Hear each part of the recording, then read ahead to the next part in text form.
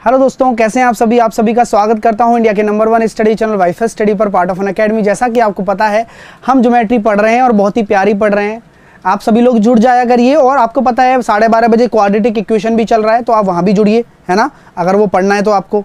ठीक है, तो चुपचाप आ गए हैं चलिए। तो सबसे पहली बात है कि बहुत अच्छे तरीके से हम पढ़ाई कर रहे हैं, और साथ के साथ मेरा अर्थमेटिक भी स्टार्ट हो गया है अन अकेडमी पर, वो भी आप ज्वाइन कर सकते हैं। ठीक है ना। और हम जो पढ़ रहे थे, हम सर्किल पढ़ रहे थे, ज्योमेट्री में हम सर्किल पढ़ रहे थे, और वहीं से स्टार्ट करेंगे, है ना, वहीं से स्टार्ट करेंगे कि कहाँ हमने ख़त्म किया था, क्योंकि सर्किल बहुत प्यारा चैप्टर है।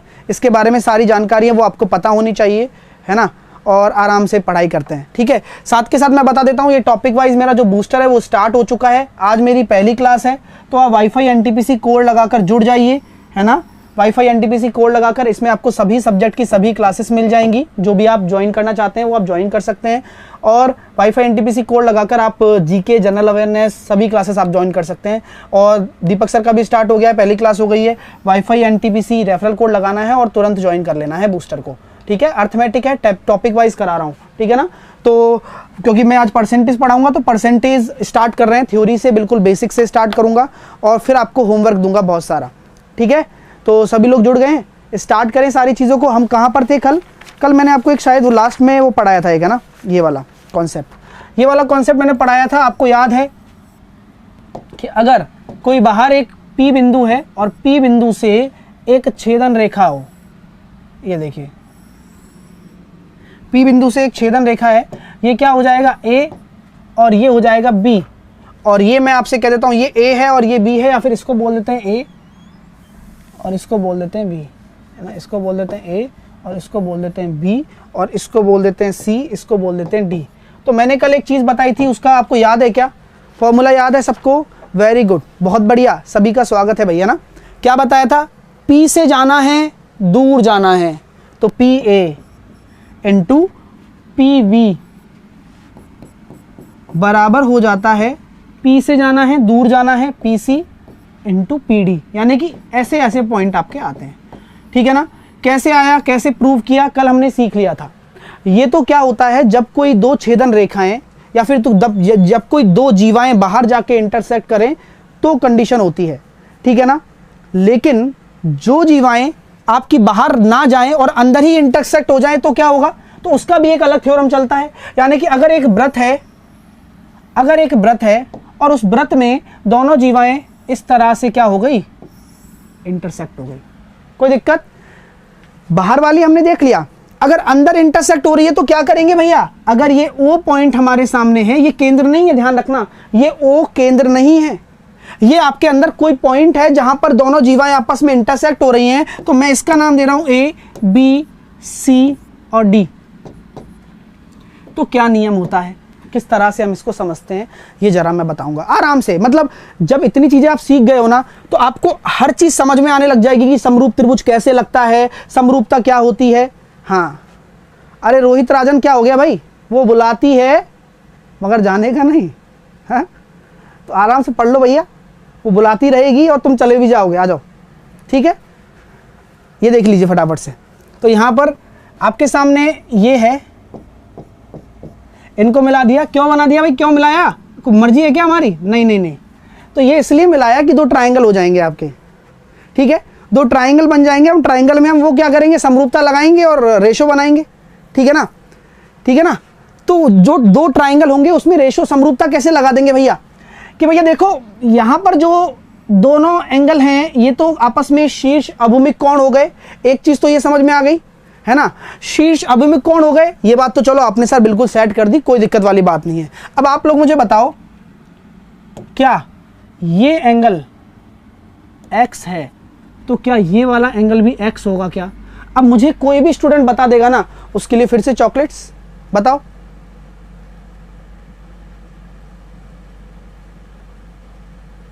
बताओ जल्दी से बताओ, क्यों ऐसा मैंने x और x बनाया, और मैं क्यों कह रहा हूं कि ये एंगल अगर y है तो ये वाला भी y होगा? किसी को पता है क्या? अरे बता दिया करो, और मजा आएगा क्लास में जब चीजें सीखोगे ना नई नई, तो आराम से रिफ्रेश हो जाओगे। क्यों? इसलिए होता है क्योंकि एक चाप के द्वारा एक जीवा के द्वारा बनाए गए दोनों कोण एक तरफ के, एक ये जीवा है AD, इसके द्वारा दोनों कोण बराबर होंगे, इस BC के द्वारा दोनों कोण बराबर होंगे, क्योंकि एक ही चाप द्वारा बनाए गए कोण बराबर होते हैं, एक ही चाप द्वारा बनाए गए कोण बराबर होते हैं। अब बात ही खत्म हो गई है, पिक्चर ही खत्म हो गई है। अब x के सामने कौन सा है OA, तो उस वाले में x के सामने कौन सा है OD, बराबर कर दीजिए। इस y के सामने क्या है OC, इस y के सामने क्या है OB। तो क्या हम ये कह सकते हैं सर प्रूव हो गया, मजे आ गए, आज तक जो हम रटते आए थे वो हमने सीख लिया आखिरकार। ये क्यों सीख पा रहे हो आप? क्योंकि आपको समरूपता मैंने पढ़ाई है अच्छे तरीके से और हर एक कॉन्सेप्ट क्लियर किया है मैंने अच्छे तरीके से। अभी अल्टरनेटिव एंगल वाले हैं ना, इनको तो मैं पकड़ के ढूंढना चाहता हूँ, है ना, ध्यान रखना। भाई बहुत सारे बच्चों को प्रॉब्लम हो रही है सर कितने दिन और चलेगी ज्योमेट्री। ये तो चलेगी यार अभी, है ना। तो अब सीखने को मिल रहा है, सीखो और अच्छे से लाइक वाइक करते रहो, खुश रहना सीखो। ठीक है भैया, ये चीज़ समझ में आ गई आप लोगों को? यहाँ तक कोई दिक्कत, यहाँ तक कोई परेशानी तो नहीं है ना किसी को? जल्दी से मुझे बताइए। एक ही वृत्तखंड के कोण है, यानी कि समान जीवा द्वारा बनाए गए कोण बराबर होते हैं परिधि पर, मैंने बताया था कल भी, याद करो सारी चीज़ें। ठीक है, चलिएगा आगे चलते हैं। ये चीज़ क्लियर हो गई आप लोगों को? चलिएगा अगली चीज़ देखिए। अगली चीज़ क्या है कि एक प्रॉपर्टी आपको मैं बताना चाहता हूं कि अगर ये एक सर्किल है, और इस सर्किल पर ये एक स्पर्श रेखा है, ये एक स्पर्श रेखा मैंने डाल दी, और एक सर्किल पर स्पर्श रेखा है, और इसी से ही एक सेकंड निकाल देते हैं। सेकंड मतलब समझ रहे हो, इंटरसेक्टिंग लाइन जो इसको काट रही है, यानी कि बाहर एक बिंदु स्थित है P, उससे एक ये स्पर्श रेखा है, मैंने इसका नाम दे दिया T, इसका नाम मैं क्या दे देता हूं A, इसका नाम मैं दे देता हूं B, तो नामकरण कर दिया मैंने। तो एक प्रॉपर्टी आपने पढ़ी होगी, ठीक है, पढ़ाई कर लो यार, अब बहुत हुआ मजाक, है ना, पढ़ाई कर लो यार प्लीज। ठीक है, तो क्या मैं ये कह सकते हैं ये प्रॉपर्टी सर ये होती है PT² बराबर PA इंटू PB, यानी कि पास वाला और दूर वाला। क्यों आती है, कैसे आती है, इस सब का जवाब आपको मिलेगा, जो आज तक नहीं मिलता आया था, आज तक आप रटते आए थे, क्योंकि आज आपको सब आता है, जो भी आप सीख चुके हो वो सब आपको आता है। मैं आपसे ये कहना चाहता हूं कि अगर मान के चलिए मैं इसको इससे मिला दूं और इसको इससे मिला दूं, बात समझ में आ रही है? मैंने ऐसे एक ट्राइंगल बना दिया इसके अंदर। अब मैंने ट्राइंगल क्यों बनाया, कोई मजाक चल रहा है क्या? बिल्कुल भी नहीं चल रहा, बिल्कुल भी नहीं चल रहा। मैंने ये देखा कि ये वाला एंगल है ना मेरा, मैंने जब इसको इससे मिलाया, इसको इससे मिलाया, मिला सकते हैं, क्यों? क्योंकि हमें ज्योमेट्री बनानी है ना। ये वाला एंगल क्या इस वाले एंगल के बराबर नहीं होगा क्या? अब मुझे कारण बताओ, चॉकलेट मिलेगी, जल्दी से बताओ, कारण बताओ। ये वाला एंगल इस वाले एंगल के बराबर है, याद करो मैंने अभी बताया था स्पर्श रेखा से एकांतर अंतः कोण, याद है कि एक स्पर्श रेखा पर जो कोण होता है वो आंतरिक एकांतर कोण के बराबर होता है। हाँ, एकांतर खंड प्रमेय, अल्टरनेटिव सेगमेंट थ्योरम याद करो, अल्टरनेटिव सेगमेंट थ्योरम याद है, क्लियर हो रहा है? तो ये एंगल और ये एंगल बराबर है, बात समझ में आ गई आप लोगों को? और ये वाला एंगल भाई क्या है, कॉमन है दोनों ट्राइंगल में। कौन सा वाला ट्राइंगल? एक तो ये बड़ा वाला ट्राइंगल और एक ये वाला ट्राइंगल, बात समझ में आ गई? अल्टरनेटिव सेगमेंट के हिसाब से कर रहे हैं हम चीज़ों को। तो मेरे पास कौन कौन से ट्राइंगल हो गए, एक तो BPT हो गया और एक क्या हो गया, TPA हो गया, लेकिन मुझे उससे कोई मतलब नहीं है। इस बड़े वाले ट्राइंगल में बात करूं तो X कोण के सामने कौन सी भुजा है, PTA। इस बड़े वाले ट्राइंगल की बात कर रहा हूं, X के सामने PT है, इस छोटे वाले में X के सामने क्या है, PA है। बराबर कर दूंगा क्योंकि इस दोनों त्रिभुज समरूप हैं, बराबर कर सकता हूं कि इस बड़े वाले ट्राइंगल में X के सामने कौन सी भुजा है, PT है, तो PT। X के सामने कौन सी भुजा है, PA। P के सामने बड़े वाले ट्राइंगल में कौन सी है, BT। ठीक है, ठीक है ना? नहीं और कुछ देख सकते हैं क्या हम? ठीक है, P के सामने और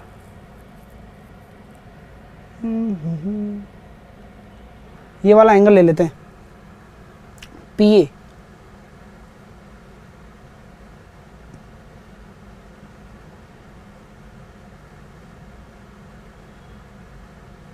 एंगल देखिएगा, मैं ट्राइंगल लेता हूँ, है ना। ट्राइंगल से एक बार देख लेते हैं। ट्राइंगल में कौन कौन सा लेता हूँ। ट्राइंगल में एक ले लेता हूँ BPT, ट्राइंगल ले लेता हूँ एक BPT, और ये समरूप में कर देता हूँ। मैंने एक ट्राइंगल ले लिया BPT, ये मैंने समरूप कर दिया। हाँ, TT कहाँ है, ये T ए रहा ना, और TPA, एक ट्राइंगल मैंने ले लिया एंगल TPA। तो जरा देखिए समरूपता सिद्ध हो रही है क्या दोनों ट्राइंगल में। हो, दोनों ट्राइंगल समरूप हैं, BPT और TPA। बिल्कुल ठीक है, क्योंकि P कॉमन है दोनों में बीच में, तो कोई दिक्कत नहीं है आपको।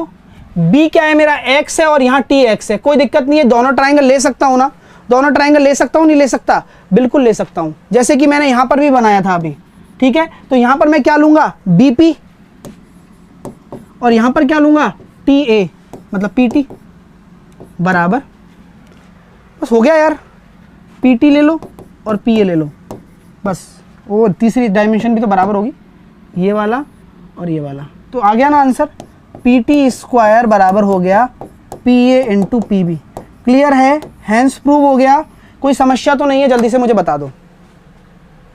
क्लियर है, समझ में आया। बहुत ही शानदार तरीके हैं सारे, आपको ये सारी चीज़ें क्लियर हो रही हैं। क्यों हो रही हैं? क्योंकि आपने हर एक चीज़ पढ़ रखी है। आज तक आप रटते आए थे, लेकिन अब रटना नहीं छोड़ना है। अब आपको जो जो चीज़ें रटवाऊंगा ना, वो थोड़ी बड़ी चीज़ें होंगी, जिनका डेरिवेशंस बड़े होंगे, जिनकी चीज़ें बड़ी होंगी, जो आप एग्जाम में कभी डिराइव नहीं कर पाते और ना कर पाओगे। क्यों? क्योंकि इतना टाइम आपको नहीं होगा। वो आपको डायरेक्टली पता होना चाहिए। एक टॉपर किस तरह से सोचता है, हमेशा ध्यान रखना। वो टॉपर क्या करता है, इतनी प्रैक्टिस करता है कि उसको सारी चीज़ें याद हो जाती हैं। आपको वो चीज़ें जो याद करनी है वो मैं बताऊंगा, और आप उन चीज़ पर कमांड पाइएगा। क्लियर है, समझ में आ गए। आगे चलते हैं और लाइक वाइक करते रहिए। अगली प्रॉपर्टी क्या है? अगली प्रॉपर्टी इस प्रकार है कि कोई सर्किल आपको दे रखा है, और इस सर्किल के बाहर इस तरह से स्पर्श रेखाएं डाली गई हैं, और ये स्पर्श रेखाएं क्या बना रही हैं, बाहर की तरफ एक चतुर्भुज सा बना रही हैं। ठीक है, अगर मैं इनका नामकरण कर देता हूं तो मुझे कोई आश्चर्य नहीं होगा। मैंने डाल दिया इसका नाम A, इसका नाम B, इसका नाम C, इसका नाम D। तो एक प्रॉपर्टी होती है भैया इसकी, ये इसका एक केंद्र है। प्रॉपर्टी क्या होती है? आमने सामने वाली भुजाओं का योग आमने सामने वाली भुजाओं के बराबर होता है। यानी कि आप कह देते हो सर AB प्लस BC आपका बराबर हो जाएगा, है ना। AB प्लस CD आपका बराबर हो जाएगा BC प्लस AD के। नोट कर लो, इस प्रॉपर्टी को नोट कर लो। डायरेक्टली क्वेश्चन आता है, 1000 दफा क्वेश्चन आता है इस पे, है ना।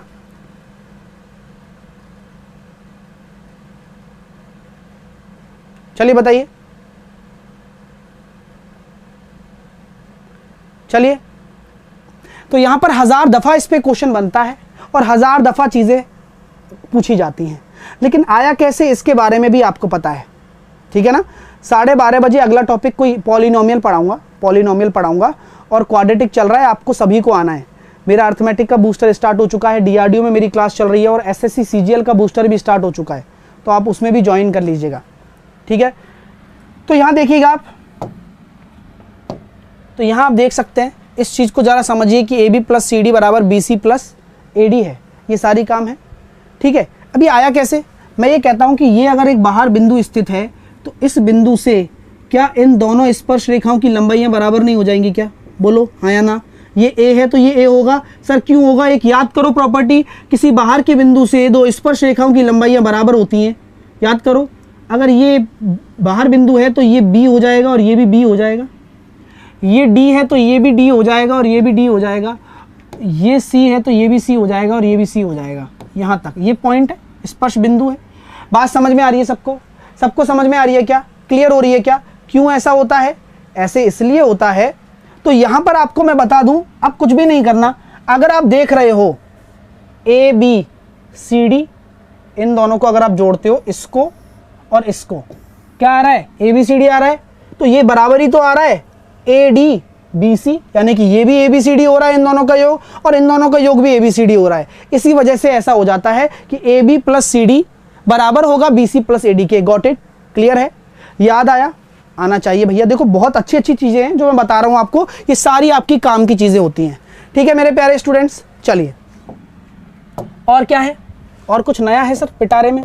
बिल्कुल है सर, क्यों नहीं है आपके लिए सर। हाँ, रेलवे में अनअकैडमी पे क्लास का टाइम है मेरा 2 बजे। आज पहला बूस्टर होने वाला है, पहला बूस्टर तो नहीं, पहले परसेंटेज की थ्योरी हम पढ़ेंगे, उसके बाद आगे की चीज़ें पढ़ेंगे। ठीक है, NTPC कब होगा इसके बारे में कोई अभी अंदाज नहीं है और ना ही कोई बताया गया है अभी तक। NTPC बूस्टर के बारे में कुछ भी आपके सामने कोई भी न्यूज़ नहीं है। हाँ, जल्दी से पढ़ते रहो, है ना।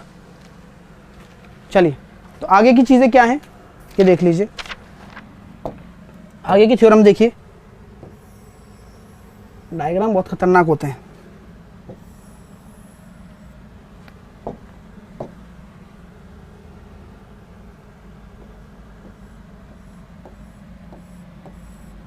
ठीक है, ये आपका स्पर्श बिंदु है P, ये आपका है Q, ये आपका स्पर्श बिंदु P है, ये आपका Q है, और ये एक आपका B पॉइंट मैंने मान लिया इस तरह से, और आपने इसको मिला दिया, दोनों का टच पॉइंट है ना। तो यहाँ पर हमेशा ध्यान रखना कि जो ये PBQ होगा ये हमेशा क्या होगा, राइट एंगल होगा, 90 डिग्री होगा। तो ये वाला एंगल हमेशा क्या होता है, 90 डिग्री होता है, ये आप दिमाग में रखिएगा। ठीक है, ये एक छोटी सी प्रॉपर्टी है, कभी भी क्वेश्चन पूछा जा सकता है। ठीक है मेरे दोस्तों, हाँ, तो अच्छे से पढ़ते रहो भैया, ठीक है ना, बढ़िया तरीके से पढ़ते रहो। अब अगली प्रॉपर्टी क्या है, अगली प्रॉपर्टी देख लेते हैं, नोट करते जाना। अगली प्रॉपर्टी क्या है? अगली प्रॉपर्टी ये है कि अगर कोई एक ऐसे सर्किल है, इसके ऊपर एक स्पर्श रेखा है, ये स्पर्श रेखा है, और इस स्पर्श रेखा पर क्या बना दिया, एक ट्राइंगल बना दिया।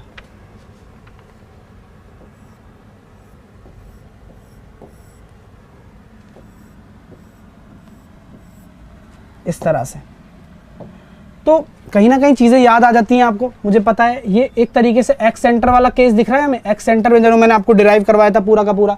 ये अगर A है, ये B है, ये C हो गया, ठीक है, और इस बिंदु को मैंने मान लिया P और इसको मैंने मान लिया Q, यहाँ पर टच पॉइंट है ये। ठीक है, तो यहाँ पर क्या होता है, कल को आपसे पूछ लेता है त्रिभुज ABC का परिमाप क्या होगा।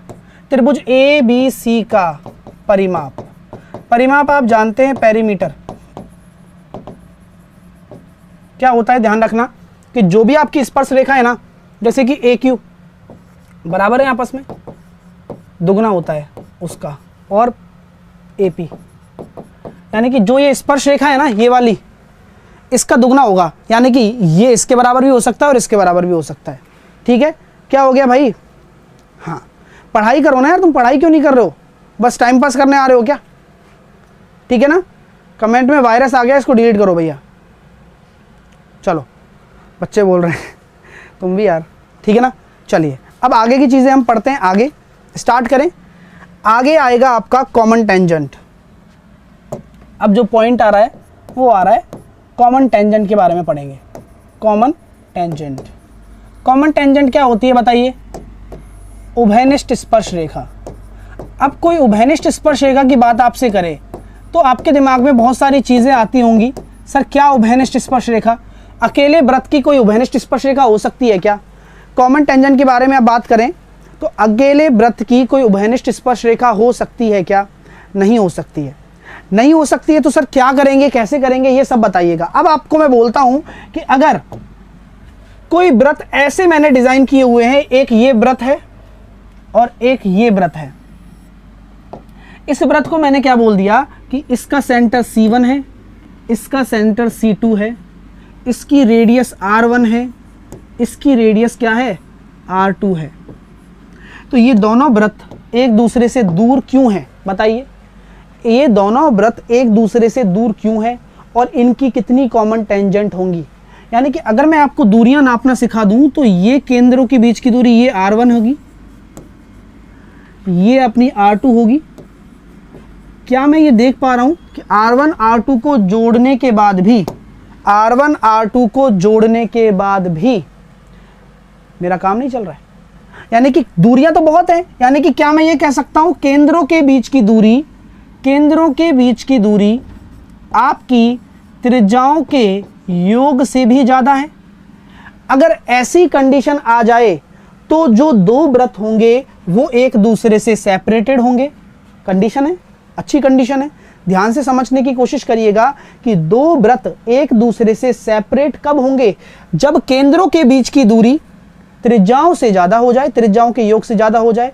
बात समझ में आ रही है? और यहां कितनी कॉमन टेंजेंट हो जाएंगी? यहां हो जाएंगी 4 कॉमन टेंजेंट। कितनी? यानी कि 4 उभयनिष्ठ स्पर्श रेखा।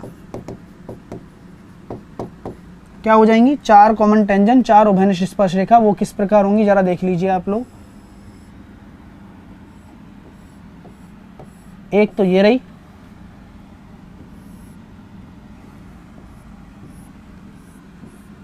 दूसरी ये रही,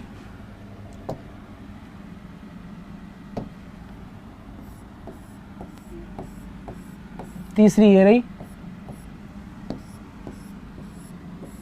चौथी ये रही। तो आपको 4 उभयनिष्ठ स्पर्श रेखा दिख गई। सर थ्योरी लिखवा दिया करो गुरुजी। ये थ्योरी तो है, ये लिखो ना, आप मुंह से बोल रहा हूं जो सारी थ्योरी है, ठीक है। अब एक एक थ्योरी लिखेंगे तो फिर साल भर में खत्म होगी, है ना। तो चीजों को लिखो, 4 उभयनिष्ठ स्पर्श रेखाएं होती हैं, ये सारी चीजें दिमाग में भरो, लिखने से काम थोड़ी ना चलेगा, है ना। हाँ देखिए, अब ये बताओ, ये पॉइंट और ये पॉइंट वाली तो समान ही होगी ना। मुझे बताओ ये वाली स्पर्श रेखा को क्या कहा जाता है? इसको कहा जाता है डायरेक्ट कॉमन टेंजेंट, यानी कि उभयनिष्ठ अनुस्पर्श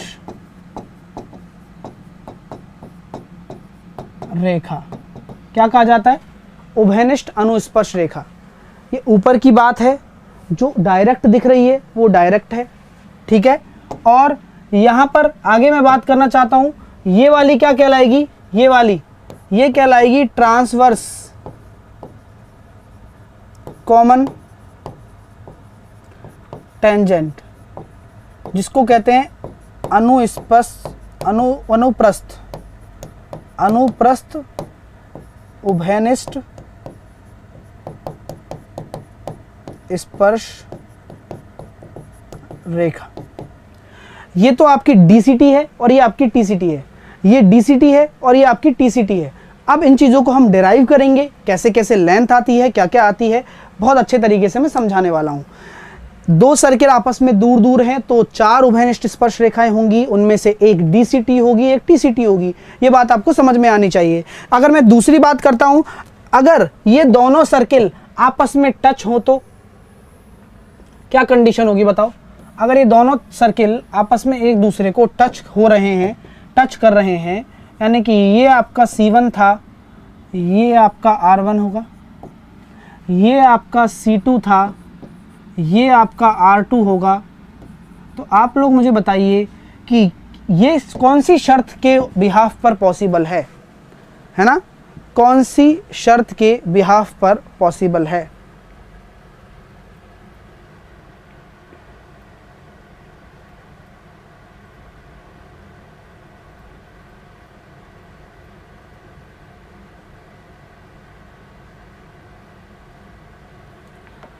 तो क्या हम ये कह सकते हैं भैया कौन सी शर्त के बिहाफ पर पॉसिबल है?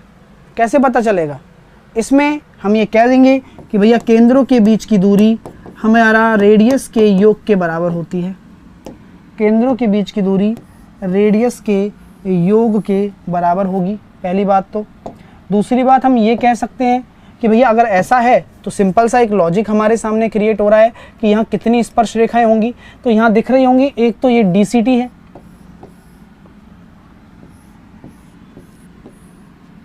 दो ये हो गई, और एक ये कॉमन उभयनिष्ठ। तो 3 स्पर्श रेखाएं होती हैं यहाँ पर। कितनी होती हैं? 3 स्पर्श रेखाएं होती हैं। ये दोनों बराबर हैं आपस में, तभी तो ये दोनों एक दूसरे को टच कर रहे हैं, अन्यथा नहीं करते। ठीक है, क्लियर हो गया बात? समझ में आ गई? अब मैं बात करूं इसमें कितनी उभयनिष्ठ स्पर्श रेखाएं हैं? 3 कॉमन टेंजेंट है। ठीक है, 3 कॉमन टेंजेंट है। अगर मैं 2 कॉमन टेंजेंट की बात करूं तो मेरे पास कौन सी कंडीशन आएगी? मैं ये कह सकता हूं, ये शर्त क्या कहती है आपसे? ये एक वृत्त है और ये एक वृत्त है, ये आपका C1 है, ये आपका C2 है, ये आपका R1 है, ये आपका R2 है। और यहां पर कितनी कॉमन टेंजेंट है? 2 कॉमन टेंजेंट है। ठीक है, 2 कॉमन टेंजेंट कैसे हैं आप देख सकते हैं, और कंडीशन क्या है इसकी ये भी बताइएगा। जब एक दूसरे को काटे ना तो केवल 2 ही कॉमन टेंजेंट होती हैं। और यहां आपको दिख रहा होगा कि जो ये केंद्रों के बीच की दूरी है ना, ये आपकी R1 माइनस R2 से तो ज़्यादा है और R1 प्लस R2 से कम है, तभी ये एक दूसरे को काट रहे हैं। यानी कि कल को आपको केंद्रों के बीच की दूरी दे देगा और आपसे पूछेगा, और आपसे ये पूछ लेगा कि भैया कितनी उभयनिष्ठ स्पर्श रेखाएं हैं, तो आप क्या करोगे? जैसे कि एक क्वेश्चन कैसे बन सकता है इस पे मैं बता रहा हूं आपको। एक क्वेश्चन आपका रेलवे एसएससी में भी पूछा जा सकता है कि मैंने आपको बोल दिया केंद्रों के बीच की दूरी 15 है, R1 प्लस R2 आपका कितना, R1 कितना है? R1 आपका 8 है और R2 आपका कितना है? 9 है। ठीक है, R1 आपका 8 है, R2 आपका 9 है। तो मुझे बताइए कि भाई क्या होगा, शर्त क्या होगी, कितनी उभयनिष्ठ स्पर्श रेखाएं होंगी? तो इसके लिए आपको पता होना चाहिए ना। अगर मैं कॉमन टेंजेंट पूछूं कि कितनी कॉमन टेंजेंट होंगी, how many common tangent are possible, तो यहाँ आप ये कह सकते हैं कि सर अंतर है ना, जो अगर अंतर है, एक अंतर 15 R1 प्लस R2, तो यहाँ पर एक और R1 माइनस R2 से R1 प्लस R2 के बीच में आ रहा है, तो यहाँ पे केवल और केवल 2 कॉमन टेंजेंट पॉसिबल हैं और एक दूसरे को काटेंगे, एक दूसरे को क्या करेंगे? काटेंगे। तो ये सारी कंडीशंस बन जाती हैं, है ना। हाँ, तो क्वेश्चन कराएंगे तो सारी चीज़ें वहाँ समझेंगे इन चीज़ों को। ये बहुत सारी चीज़ें हैं जो आपको पता होनी चाहिए, एक स्टूडेंट को पता होनी चाहिए। चलिए, ये शर्त आ गई। अच्छा, ये वाली कंडीशन क्या होगी?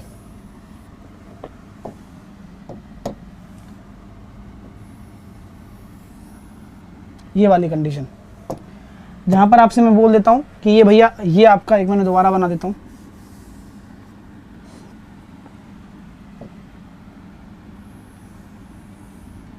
ठीक है, ये आपका C1 है, ये आपका C2 है। तो यहां पर क्या होगी? केवल एक कॉमन टेंजेंट होगी, ओनली 1 कॉमन टेंजेंट। और कंडीशन क्या हो जाएगी बताओ? C1 C2 आपका किसके बराबर होगा? C1 C2 आपका बराबर होगा R1 माइनस R2 के।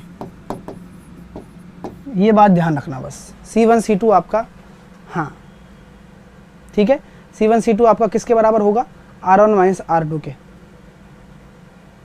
क्लियर है ना? हाँ, तो यहाँ समझ में आ गई सारी चीज़ें।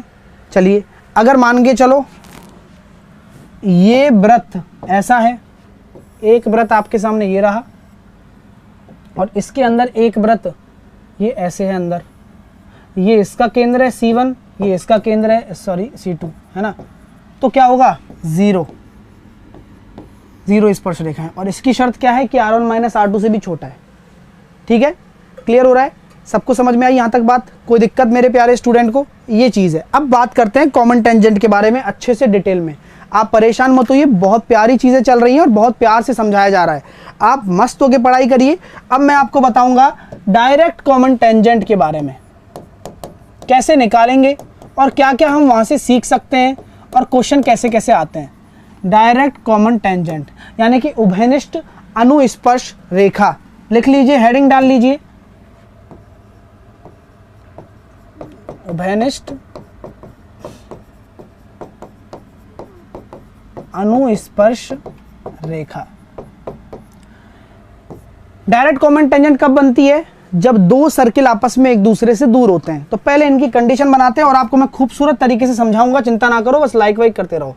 ठीक है, तो यानी कि एक व्रत मैंने ये बना दिया और एक छोटू व्रत मैंने यहाँ पर बना दिया। अब खुद आप बताओगे और इतनी सारी चीज़ें सीखोगे ना कि आपको पता है और अच्छा लगेगा। देखो आपको खुद को, ये दोनों सेंटर हो गए इसके, ये सेंटर मान लिए, इसको मैंने मान लिया A, इसको मैंने मान लिया B। कोई दिक्कत? ठीक है, अब कोई बिंदु यहाँ स्थित है P, वहीं से तो स्पर्श रेखा आएगी। तो अब स्पर्श रेखा डालो आप पहले।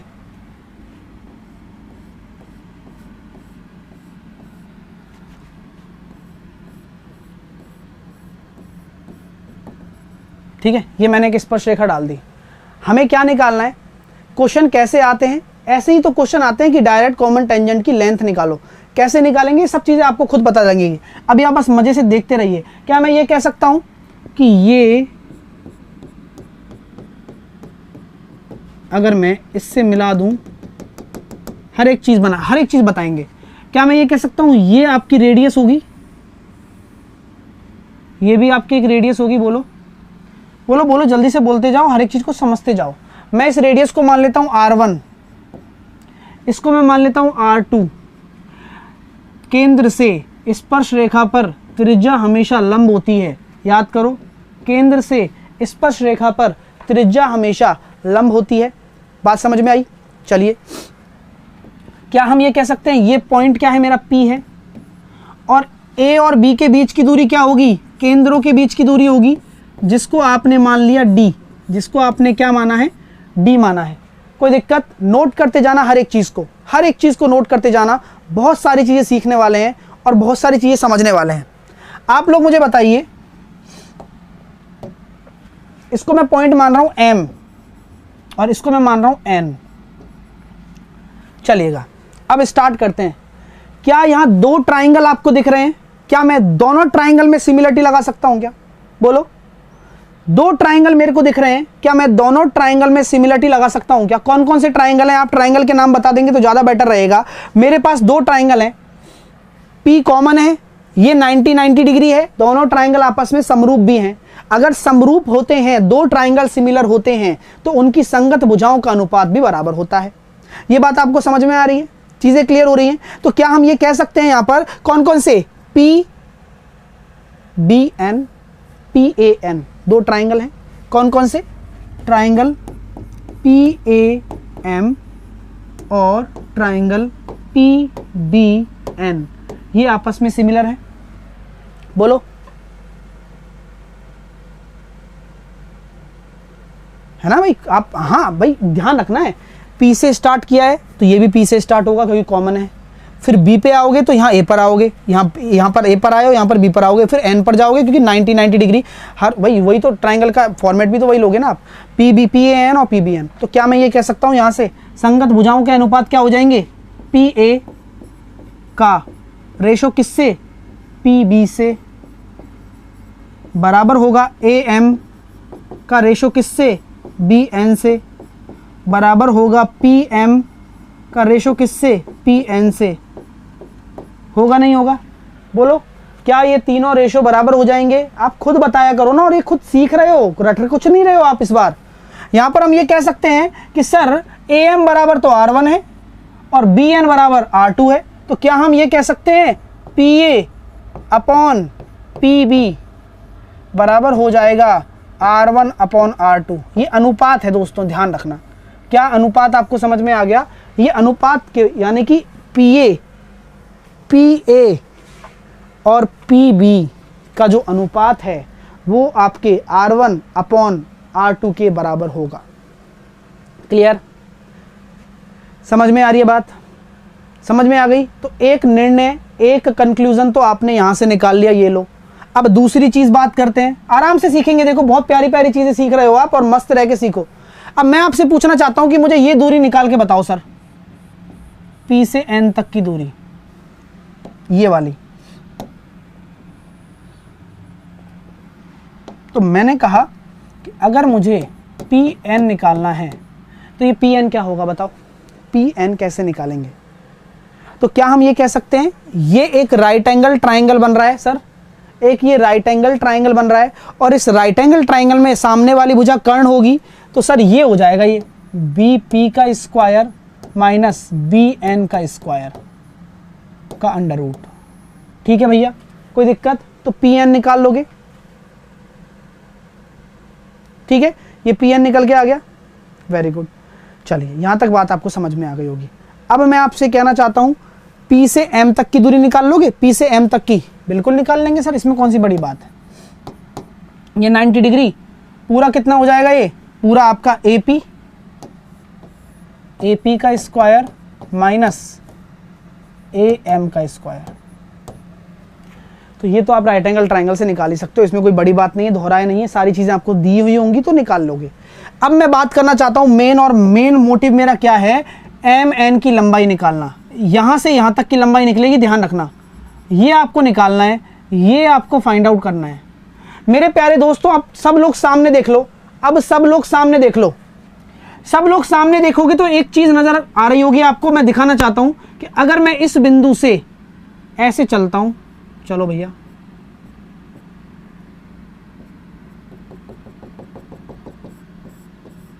दिख रहा है ये लाइन किसके समांतर है, ये लाइन आपकी इस डी के समांतर है। डी भी तो यहाँ से यहाँ तक की दूरी पर ही है, ठीक है। एक पैरेललोग्राम बन गया, ये एक पैरेललोग्राम बन गया, दिख रहा है, आमने सामने की भुजाएं बराबर हो गई।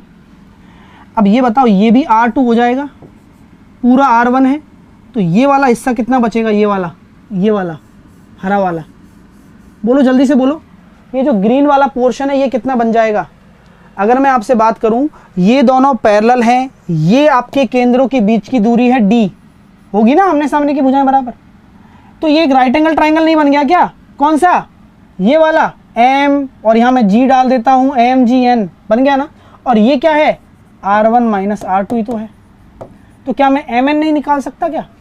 MN क्या है, MN स्क्वायर बराबर कर्ण कितना है, D स्क्वायर, केंद्रों के बीच की दूरी, माइनस R1 माइनस R2 का होल स्क्वायर। ये आपकी क्या आ गई, उभयनिष्ठ स्पर्श रेखा की लंबाई आ गई, डायरेक्ट कॉमन टेंजेंट आ गया। क्या आ गया, डायरेक्ट कॉमन टेंजेंट आ गई। तो इसको नोट करेंगे कैसे, एम एन बराबर क्या होता है, अंडर रूट केंद्रों के बीच की दूरी का होल स्क्वायर माइनस त्रिज्याओं के अंतर का होल स्क्वायर। तो ये नोट कर लीजिए, ये कंक्लूजन निकल कर आ चुका है। क्लियर हो गया, सबको समझ में आ गया। अगर मान के चलो ये वृत्त एक दूसरे से टच हो, टच मतलब जुड़े हुए हो, तो कॉमन टेंजेंट की लेंथ क्या होगी बताओ। अब तो बता दोगे यार, प्लीज बता दो यार, ऐसा क्या कर रहे हो सब। तो क्या मैं ये कह सकता हूं कि अगर ये दोनों वृत्त एक दूसरे से टच हैं सर, टच हैं, तो ये आपका R1 है, ये आपका R2 है, और ये आपका C1 C2 ये हो जाएगा, जो कि R1 और R2 के बराबर है। तो ये बताओ ये दूरी कितनी होगी, M और N, बताओ जल्दी से निकाल के बताओ, यहां से कंक्लूजन निकल के आने वाला है। तो क्या मैं ये कह सकता हूं सर, डायरेक्टली कह दूंगा अब तो मैं, क्योंकि आपने डिराइव करा दिया। MN अगर निकालना हो, केंद्रों के बीच की दूरी क्या है, R1 प्लस R2, यही तो है, इसका स्क्वायर माइनस क्या करते हैं, अंतर का होल स्क्वायर माइनस करते हैं। यहां से कितना निकल कर आ रहा है, R1 square R2 square plus 2R1 R2 minus R1 square minus R2 square, सारे कट गए, प्लस 2R1 R2, ये तो कट ही गया, कितना आया 4R1 R2 का अंडर रूट। तो आपकी जो उभयनिष्ठ स्पर्श रेखा आ गई, direct common tangent 2R1 R2 आ गई। कितनी आ गई, 2R1 R2 आ गई। क्लियर हुआ कॉन्सेप्ट, जल्दी से बताइए, क्लियर हो गया क्या, मज़ा आ गया। ये डायरेक्टली याद रखना है, पेपर में क्वेश्चन आता है, डायरेक्टली आता है। अब याद रहेगा तो सेकंडों में कर लोगे कि अगर दो वृत्त आपस में चिपके हुए हो तो उनकी कॉमन टेंजेंट क्या होगी, 2R1 R2 होगी।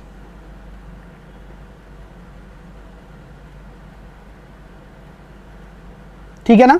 और यहां पर हमने जो पहला देखा वो भी तो डायरेक्ट कॉमन टेंजेंट थी, लेकिन उसमें सर्किल क्या है, दूर दूर थे, तो ये लगाओगे। अब जहां सर्किल पास पास हैं तो R1 R2 C1 C2 के बराबर हो जाएगा, क्योंकि यहां कंडीशन यही तो होती है, C1 C2 बराबर R1 प्लस R2, तभी तो चिपके हुए होते हैं। इसलिए बोल रहा था कि हर एक चीज को पढ़ो अच्छे से। ठीक है भैया, समझ में आ गई बात, वेरी गुड, बहुत बढ़िया। तो ये चीजें हैं छोटी छोटी सी। हाँ सर, हाँ क्लियर है। सर इसके पहले ऐसे नहीं बताए थे, ऐसे ही तो बताए थे। हाँ उसमें डायरेक्टली लिखा था, अब डिटेल ज्योमेट्री पढ़ा रहा हूँ, कंप्लीट ज्योमेट्री पढ़ा रहा हूँ आपको, पहले मैंने डायरेक्टली बता दिया था, है ना।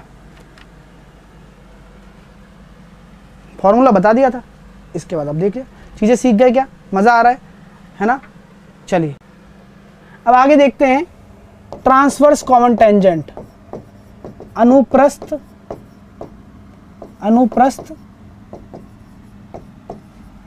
उभयनिष्ठ स्पर्श रेखा, अनुप्रस्थ उभयनिष्ठ स्पर्श रेखा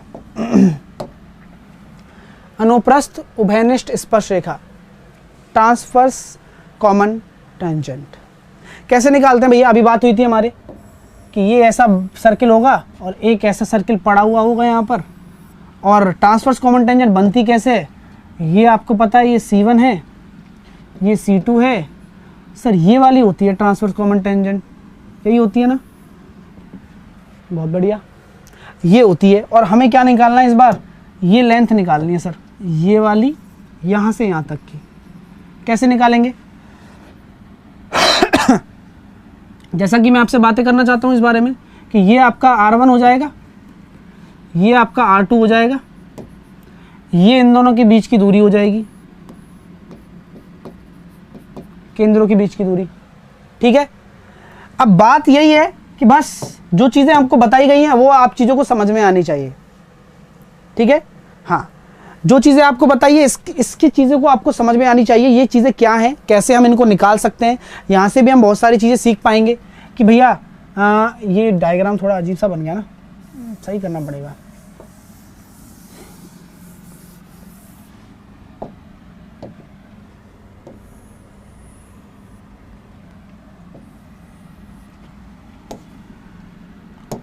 चलिए, तो यहाँ मैं ये कह सकता हूँ कि ये आपकी क्या है, अरे यार,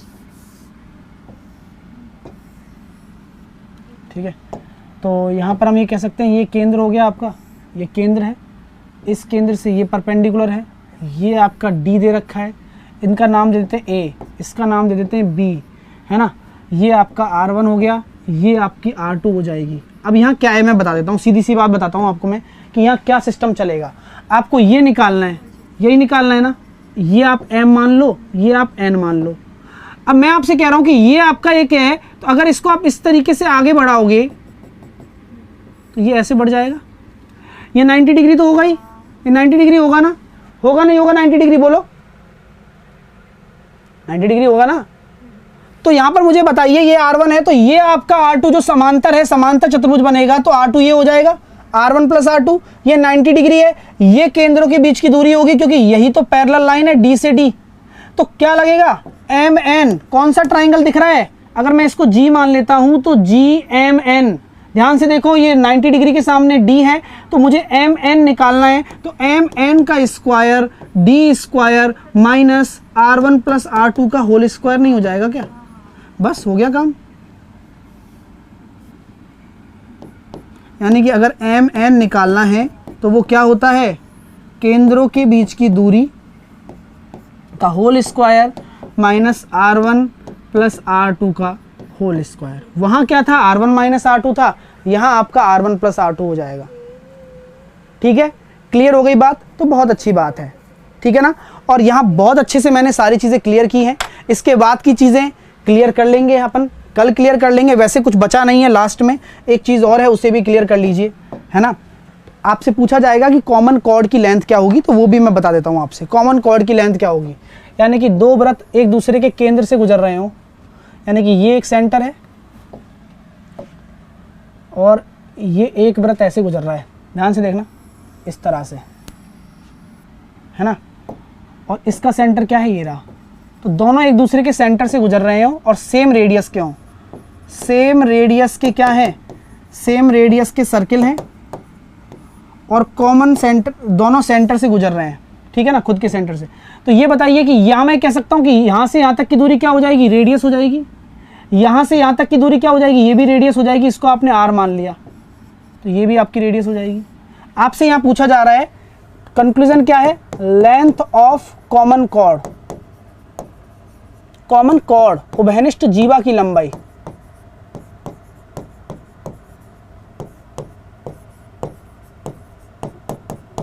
उभयनिष्ठ जीवा की लंबाई, ये आपसे पूछा जा रहा है। तो यहां हम ये कह देंगे कि भैया ये भी आपका क्या है, आर ही होगा।